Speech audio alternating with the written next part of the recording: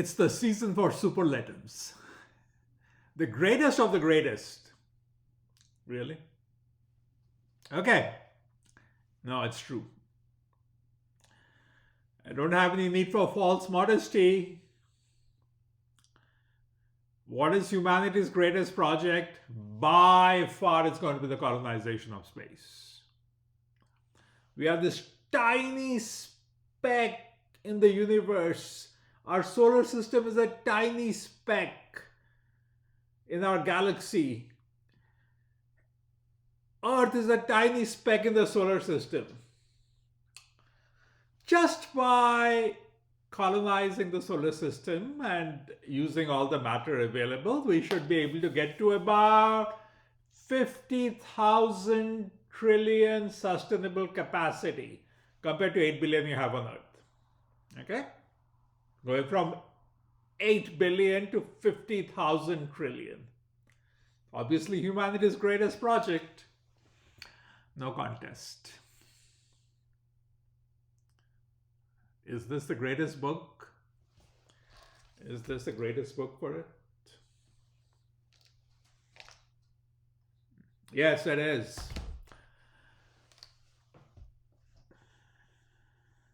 Okay. So, why do I say this is the greatest book? Well, let's look at where we are with the colonization of space. The space age began with the Sputnik back in 1957 with the launch of Sputnik 1. Then Yuri Gagarin became the first human in space, 61.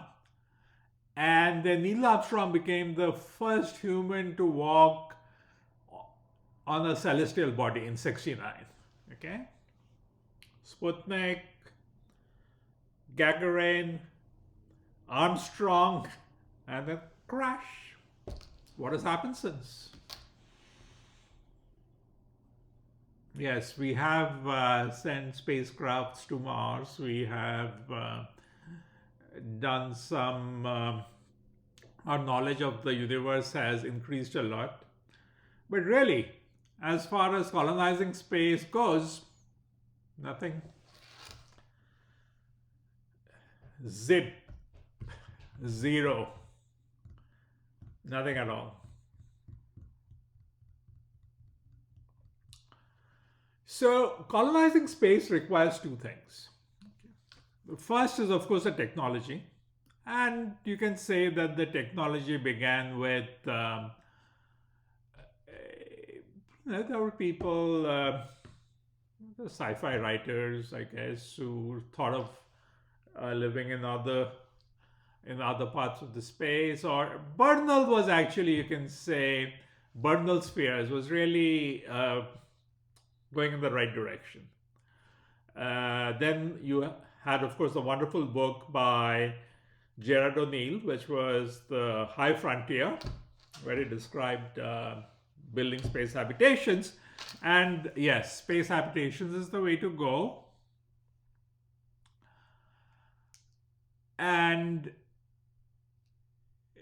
But nothing has been done. High Frontier was written back in like 1976. What has happened since then? Nothing, almost nothing. There's some thoughts that you're going to colonize Mars, which would, just be a mistake, because if you break up Mars and you make space habitations, you are at like 20,000 trillion. And if you try to colonize Mars, you may be at 2 billion sustainable capacity versus 20,000 trillion sustainable capacity. Also, space habitations score in multiple ways over colonizing a planet. One, they give you better protection from radiation. If you're on a planet and you're trying to get protection from radiation, you'll have to build a very thick roof and you'll have to remain underneath it, and you hope that the roof doesn't fall on you. Secondly, again, you'll have to be in an enclosed dome because these things won't have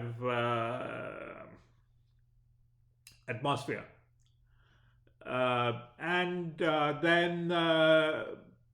Just the amount of land you'll have for agriculture will barely, I doubt it. I mean, 2 billion is too optimistic.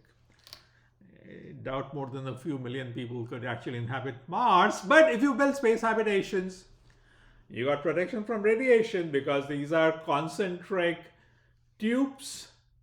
You got artificial gravity. Gravity is also a problem if you're trying to live on Mars because there's not enough gravity for healthy developmental life. Okay. So anyway, kudos to Gerard O'Neill and Bernal and other people who have come after him. There have been some more books written. In fact, I mentioned a few of them in my book. So of course, it was very exciting, and then there were these societies. L5 by 1995. Lagrange 5, so they said, okay, we'll have a space habitation in Lagrange 5 by 1995.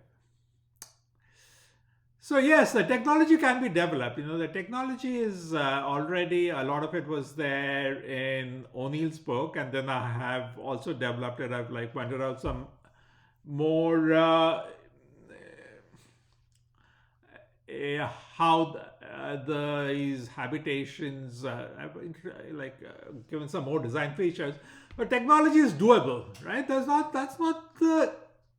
is not what is holding us back. It is really the culture which is holding us back.